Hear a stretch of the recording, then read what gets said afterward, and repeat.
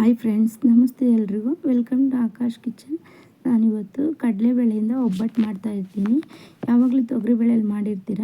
So ಒಂದ್ಸಲ ಈ ರೀತಿ ಕಡಲೆಬೇಳೆಯಲ್ಲಿ ಒಂದ್ಸಲ ಟ್ರೈ ಮಾಡಿ. ಟೇಸ್ಟ್ ಮಾತ್ರ ಸೂಪರಾಗಿ ಬಂದಿದೆ. ಕಡಲೆಬೇಳೆ ಒಬ್ಬಟ್ಟು ಅಂತ ಯಾರು ಹೇಳಲ್ಲ, ಅಷ್ಟು ಚೆನ್ನಾಗಿದೆ. ನೀವು ಒಂದ್ಸಲ ಟ್ರೈ ಮಾಡಿ. ಹೇಗೆ ಮಾಡೋದು, ಏನೆಲ್ಲ ಇಂಗ್ರೀಡಿಯೆಂಟ್ಸ್ ಬೇಕು ಅಂತ ನೋಡೋಣ ಬನ್ನಿ. ನೀವು ಹೊಸ್ದಾಗಿ ಏನಾದರೂ ನನ್ನ ಚಾನಲ್ ನೋಡ್ತಾ ಇದ್ದರೆ ಪ್ಲೀಸ್ ಸಬ್ಸ್ಕ್ರೈಬ್ ಮಾಡ್ಕೊಳ್ಳಿ. ವಿಡಿಯೋ ಇಷ್ಟ ಆದರೆ ಒಂದು ಲೈಕ್ ಮಾಡಿ, ಶೇರ್ ಮಾಡಿ, ಕಮೆಂಟ್ ಮಾಡಿ ತಿಳಿಸಿ. ಈಗ 1 ಕಪ್ಪಷ್ಟು ಮೈದಾ ಹಿಟ್ಟು, 1/4 ಕಪ್ಪಷ್ಟು ಚಿರೋಟಿ ರವೆ ತಗೊಂಡಿದ್ದೀನಿ, ಸ್ವಲ್ಪ ಅರಿಶಿನ. ಈಗ ಎಣ್ಣೆ ಸೇರಿಸ್ಕೊಂಡು ಮಿಕ್ಸ್ ಮಾಡಿ. ತುಂಬ ಗಟ್ಟಿಗೆ ಕಲಿಸ್ಕೊಳಕ್ಕೆ ಹೋಗ್ಬೇಡಿ, ಸ್ವಲ್ಪ ತೆಳುವಾಗಿ ಕಲಿಸ್ಕೊಳ್ಳಿ.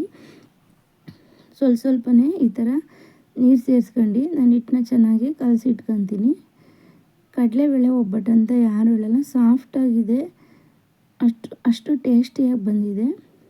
ಈಗ ಇದನ್ನು ಸ್ವಲ್ಪನೇ ನೀರು ಸೇರಿಸ್ಕೊಂಡು ನಾನು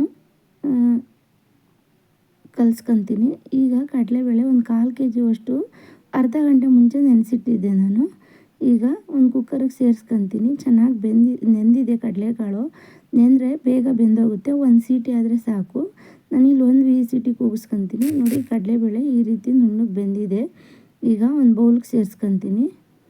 ನೋಡಿ, ಬೌಲಿಗೆ ಸೇರಿಸ್ಕೊಂಡು ನೀವು ಬೇಕಂದರೆ ಕ್ವಾಂಟಿಟಿ ಜಾಸ್ತಿ ಮಾಡ್ಕೊಳ್ಳಿ. ಇಲ್ಲಿ ನಾನು 1/4 kg ತಗೊಳೋದ್ರಿಂದ 1/4 kg ಅಷ್ಟೇ ಬೆಲ್ಲ ಸೇರಿಸ್ಕೊತಾ ಇದ್ದೀನಿ. ಈ ಥರ ಕುಟ್ಟಿ ಪುಡಿ ಮಾಡ್ಕೊಂಡು ಬೆಲ್ಲ ಸೇರಿಸ್ಕೊಳ್ಳಿ.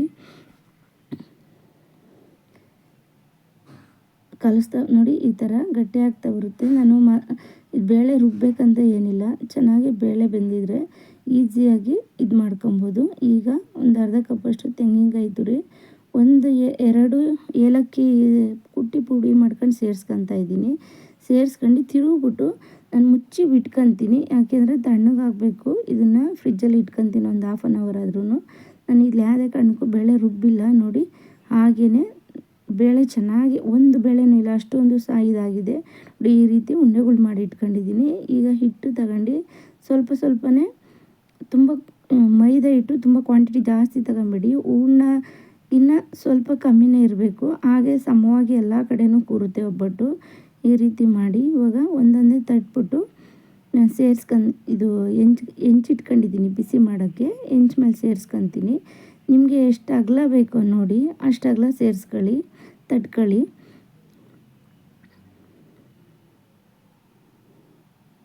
ನೋಡಿ, ಇಷ್ಟು ಅಗಲ ನಾನು ತಟ್ಕೊಂಡಿದ್ದೀನಿ. ಈಗ ಹೆಂಚು ಬಿಸಿಯಾಗಿದೆ, ಹಿಟ್ಟು ಚೆನ್ನಾಗಿ ನೆಂದಿದೆ. ಒಬ್ಬಟ್ಟು ಹೆಂಗೆ ಹೇಳಿದ್ರೂ ಬರುತ್ತೆ, ಎಷ್ಟು ಈಸಿಯಾಗಿ ಬರುತ್ತೆ.